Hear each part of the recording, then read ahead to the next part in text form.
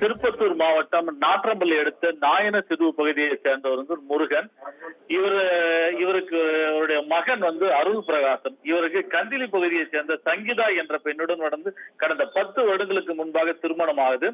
இந்த நிலையில 10 வருடங்களாக இந்த தம்பதிகளுக்கு வந்து குழந்தை இல்லாத நிலையில கடந்த 1.5 மாதத்துக்கு முன்னாடி குழந்தை பிறக்குது, ஒரு ஆண் குழந்தை பிறக்குது. அதற்கு வந்து அந்த குழந்தை கரண் சர்மா என்ற பேர் வச்சு அந்த குழந்தைய வளர்ந்துட்டு வராங்க.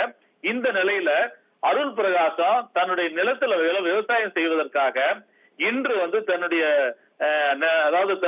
டிராக்டரை வந்து அவர் எடுக்க முயற்சி பண்றாரு. அப்பொழுது வந்து டிராக்டரோட பின்பக்கம் வந்து அவருடைய 1.5 வயது குழந்தை வந்து கரண் பிரசாத் வந்து அங்க இருக்குது, அவர் கவனிக்கிறது இல்ல.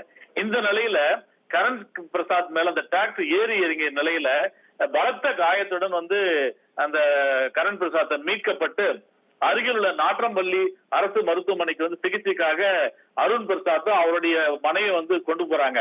இந்த நிலையில அந்த குழந்தையை பரிசோதித்த மருத்துவர் வந்து குழந்தை ஏற்கனவே வந்து இறந்துருச்சு அப்படின்ற தகவலை சொல்றாங்க. இதனால் கதறி அழுத அந்த பெற்றோர்கள் இதனை தொடர்ந்து தாத்தாவான முருகன் வந்து என்ன பண்றாரு, பேரனை எப்படியாவது காப்பாற்றினோம் அப்படின்னு கூறி அந்த செவிலியர்களுக்கிட்ட வந்து அந்த குழந்தைய வந்து மீட்டு கட்டி அணைச்சு அந்த குழந்தைய வெளியில தூக்கிட்டு வர்றது அங்க பாக்குறவங்களை கண்கலங்க வச்சுது.